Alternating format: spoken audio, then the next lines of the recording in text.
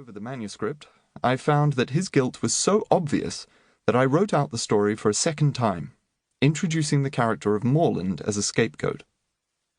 Mother Guttersnipe I unearthed in the slums off Little Burke Street, and I gave what I am afraid was perhaps too vivid a picture of her language and personality. These I have toned down in the present edition.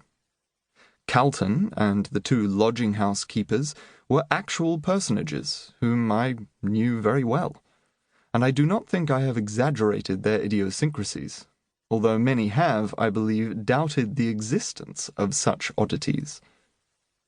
All the scenes in the book, especially the slums, are described from personal observation, and I passed a great many nights in Little Burke Street, gathering material. Having completed the book, I tried to get it published, but everyone to whom I offered it refused even to look at the manuscript on the ground that no colonial could write anything worth reading.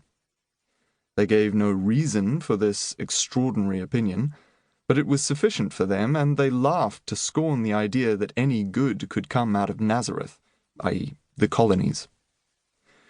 The story thus being boycotted on all hands, I determined to publish it myself, and accordingly an edition of, I think, some 5,000 copies was brought out at my own cost. Contrary to the expectations of the publishers, and, I must add, to my own, the whole edition went off in 3 weeks, and the public demanded a second. This also sold rapidly, and after some months, proposals were made to me that the book should be brought out in London. Later on, I parted with the book to several speculators, who formed themselves into what they called the Hansom Cab Publishing Company. Taking the book to London, they published it there with great success, and it had a phenomenal sale, which brought in a large sum of money. The success was, in the first instance, due in no small degree to a very kind and generous criticism written by Mr. Clement Scott. I may here state that I had nothing to do with the company, nor did I receive any money for the English sale of the book beyond what I sold it for, and, as a matter of fact, I did not arrive in England until a year after the novel was published.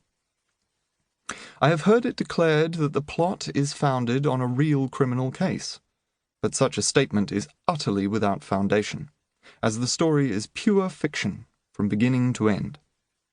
Several people before and since my arrival in England have assumed the authorship of the book to themselves, and one gentleman went so far as to declare that he would shoot me if I claimed to have written it.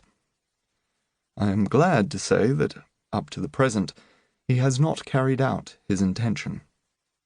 Another individual had his cards printed, Fergus Hume, author of The Mystery of a Hansom Cab, and also added the price for which he was prepared to write a similar book. Many of the papers put this last piece of eccentricity down to my account. I may state, in conclusion, that I belong to New Zealand, and not to Australia, that I am a barrister, and not a retired policeman, that I am yet 2 decades off 50 years of age, that Fergus Hume is my real name and not a nom de plume, and finally, that far from making a fortune out of the book, all I received for the English and American rights, previous to the issue of this revised edition by my present publishers, was the sum of £50.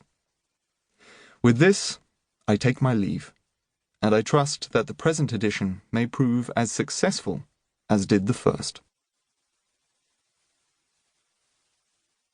Chapter 1. What the Argus Said. The following report appeared in the Argus newspaper of Saturday, the 28th of July, 1882. Truth is said to be stranger than fiction, and certainly the extraordinary murder which took place in Melbourne on Thursday night, or rather Friday morning, goes a long way towards verifying this saying. A crime has been committed by an unknown assassin within a short distance of the principal streets of this great city, and is surrounded by an impenetrable mystery. Indeed, from the nature of the crime itself, the place where it was committed, and the fact that the assassin has escaped without leaving a trace behind him,